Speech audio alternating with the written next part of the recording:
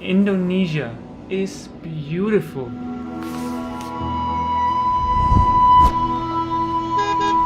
Even a place that's so beautiful has its time in history when it was not that beautiful.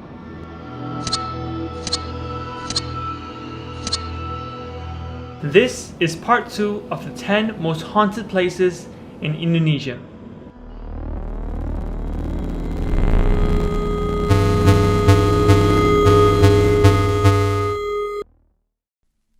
Tanah Toraja spends up to $500,000 for a single burial. The people there believe that the dead are just sick and not entirely dead, giving them food, water, and even cigarettes. So the Tanah Toraja people, they accept death at a very young age as part of life's journey.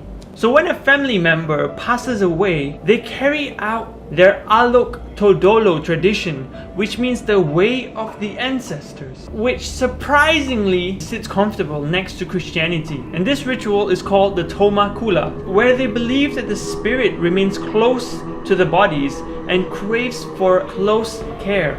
The dead, considered sick, are kept in the southernmost part of a special traditional house, as heaven is said to be in that direction, while north is where life is found. Therefore, the sick people must face west, as it sits in between, as they consider it being a transition between life and heaven. Some funerals can take up to decades before it's finally carried out, depending on the financial situation of the family members. Formalin neutralized with dried plants are placed next to the corpses to remove the smell. In order for the dead souls to reach heaven, buffaloes are needed to be sacrificed, and an average of 24 buffaloes are sacrificed per corpse. And some of the young people of the Torajan feel trapped by these traditions, as they are required to pay for these buffaloes, which can cost up to $40,000.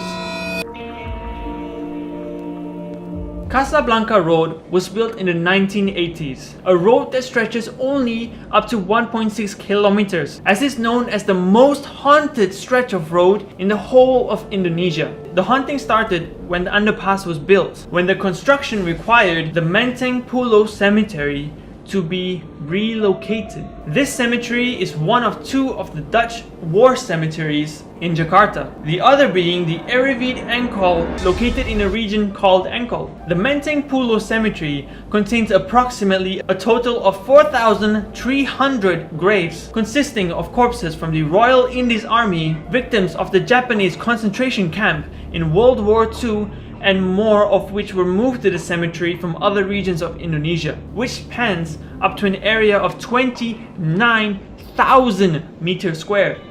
And in order for the construction of the underpass to take place, many bodies from this cemetery were required to be relocated elsewhere. So because of this, some people believe some bodies were not fully removed and are still beneath the walls of the underpass, while other believes the spirits that were relocated were unhappy with being moved, which is causing the haunting events in the underpass. One of those spirits being a woman who was said to have been buried alive by her husband after he found out that she was pregnant. A few years after the underpass was fully built, an elderly man hung himself within the walls of the tunnel, which many are skeptical to think is the very same man who buried his girlfriend alive. Known as one of the most busiest roads in Jakarta, the story of this woman in red is said to be seen asking for a ride, only to later disappear, and sometimes causing fatal accidents in the tunnel. Today, locals fear for the lady in red and will honk 3 times to show respect in hopes of not being disturbed by the angry ghost. Talking about Angkor, the Love Bridge is located in Angkor region and is thought as one of the most haunted locations in Jakarta. In the 1800s, a woman called Mariam lived with her family during the Dutch colonization of Indonesia. Mariam was thought as the most beautiful woman in her village, having the power to make any man fall in love with her. So one day a rich man came to her asking for a hand in marriage, but she refused, as she knew she would only turn out to be his concubine. So she decided to run away from the village until she reached Angkor, only to meet another rich man who was interested in her beauty, thought as Oi Tambasya, who ordered his guards to kidnap her. Struggling to escape, she fought the guards and was eventually killed. Inconsiderate and heartless, the guards abandoned her dead body in a paddy field near the bridge. Since the tragic event happened, sightings of Mariam, or some call her Siti Arya, were most popular within the years of 1960s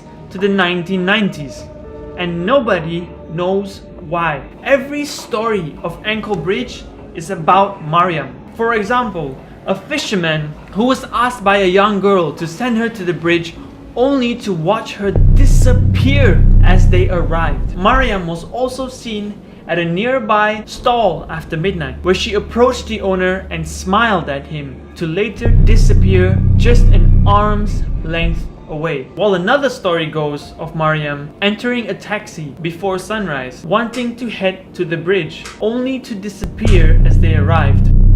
Today, Angkor Bridge is still open to the public and is a famous location for photos, though people still believe in the legend and honk a few times as they pass.